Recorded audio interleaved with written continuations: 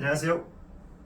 오늘 형사법 2023년도 해경감무시험 29번째 시간입니다. 오늘은 29번 문제 여러분과 함께 풀어보려고 합니다. 그 29번 문제는 사실 컴퓨터 사용 사기죄와 관련된 판례를 좀 사례처럼 이렇게 풀어놓은 겁니다. 뭐 사례용 문제라서 대단히 어려워 보이기도 하고 또 굉장히 좀 시간이 많이 걸릴 것 같기도 하고 또 본 순간 좀 공포스러운 느낌도 들고 그렇습니다만 사실 이거는 사례를 가장한 단순 암기 사안입니다. 판례의 결론만 알고 있으면 바로 찍고 끝날 수 있는 문제예요. 이렇게 사례를 좀 가장한 듯한 사례형 문제, 실제 사례형 문제라고 부르기에는 너무나도 단순한 사고를 요구하는 결론만 어떻게 보면은 알고 그 내용을 자기 머릿속에 넣고 있으면 바로 풀 수 있는 이런 형태의 문제들이 굉장히 많이 나오고 있어요. 위장형 사례 문제라고 해야 될까요? 위장형 사례 문제. 이런 위장형 사례 문제는 사실 어려워 보이지만 잘 읽어보면 결론이 딱 한 줄짜리예요. 예, 그런 경우가 되게 많습니다, 여러분. 그래서 이런 위장형 사례 문제에 대해서는 크게 두려워하지 않아도 된다. 결론을 잘 기억하고 그 결론에 따라서 선지를 찍고 가면 끝입니다. 오히려 그 선지를 헷갈리게 하는 정답 선지를 헷갈리게 하는 다른 것들은 퀵하게 빨리 찍고 넘어가야 되는 거예요. 결론부터 딱 찍고 가야 됩니다. 이런 문제는. 자, 그래서 한번 이 문제 풀어보도록 하겠습니다. 잠시만요. 문제를 풀어보면 이렇게 해놓고 풀어보겠습니다.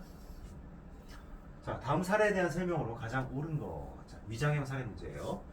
자, 갑은 A 주식회사가 운영하는 인터넷 사이트의 가상 계좌에서 인터넷 사이트, 갑은 A 주식회사가 운영하는 인터넷 사이트의 가상 계좌라는 게 나오죠. 이 가상 계좌에서 은행 환불 명령을 입력하여 가상 계좌의 잔액이 1,000원 이하로 되었을 때, 자, 가상 계좌의 잔액이 1,000원 이하로 되었을 때 어떤 명령을 입력하면 되냐면 전자복권 구매 명령을 입력하여 이 전자복권 구매 명령을 입력해버리면 가상 계좌로부터 가상 계좌로 복권 구매 요청금과 동일한 액수의 가상 현금이 입금되는 프로그램 오류가 발생하는 사실을 알게 되었어요. 가상 계좌 잔액이 1,000원 이하 되었을 때 전자복권 구매 명령을 입력하면 이 가상 계좌로 이 복권 구매 명령, 이 복권 구매 명령과 요청금과 동일한 액수의 가상현금이 입금되는 프로그램 오류가 발생하는 사실을 알게 되었어요. 즉 뭐다? 프로그램의 오류라는 게 굉장히 중요한 거죠. 프로그램에 오류가 나 있는 상황이었어요. 프로그램 오류가 발생한 상황이었던 거죠. 그래서 갑은 이런 프로그램 오류를 적극적으로 이용한, 나중에 나오겠지만 적극적으로 이용한다. 적극적으로 이용한다. 이런 표현이 나와요. 적극적으로 이용해서 그 잔액을 1,000원 이하로 만들고 다시 전자복권 구매 명령을 입력하는 행위를 반복해서 결국 결론은 뭐다? 자신의 가상계좌로 2,000만 원이 입금되게 하였다. 이거죠. 그죠? A 주식회사가 운영하는. 아시겠나요? 자, 그래서 결국은 본인은 이득을 얻고 A 주식회사는 손해를 보게 되는 거죠. 자신의 가상계좌로 2,000만 원이 입금되게 했으니까. 그죠? 이런 어떤 사기 형태, 사기. 이거 뭐라고 그러죠? 그렇죠. 컴퓨터 사용 사기죠. 이런 형태의 사기. 컴퓨터 사용 사기죄입니다. 즉, 허위의 정보를 입력하고, 권한 없이 허위의 정보를 입력하거나 부정한 명령을 입력해서. 그죠? 적극적으로 이용해서. 여기서 부정한 명령을 입력한다는 것은 그 프로그램 자체에서 발생하는 오류를 적극적으로 이용하는 것도 포함된다는 것이 판례 태도예요. 우리 그걸 물어본 거예요.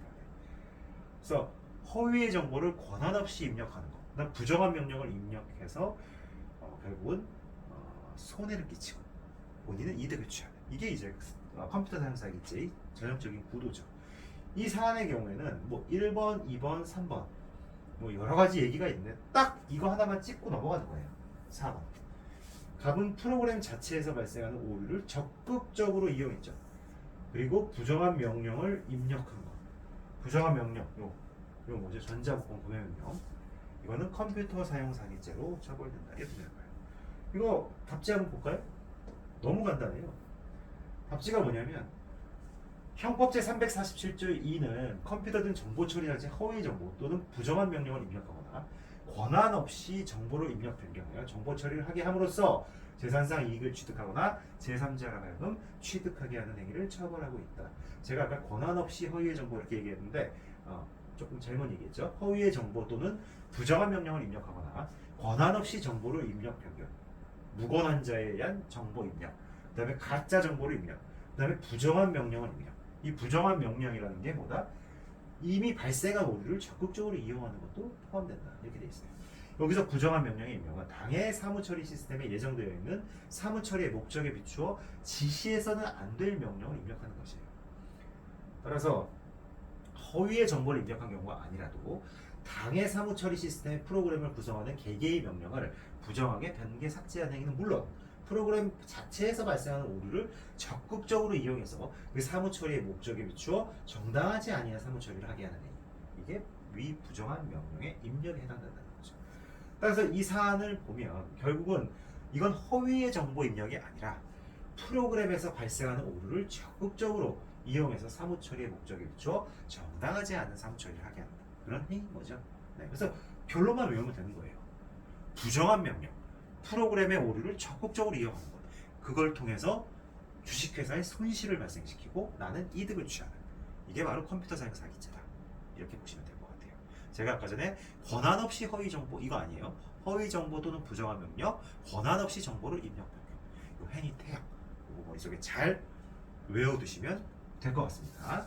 자, 오늘 문제는 이렇게 위장형 살해 문제에 대해서 한번 풀어봤습니다. 간단하게 결론 나오죠. 네, 여기까지 하겠습니다. 감사합니다.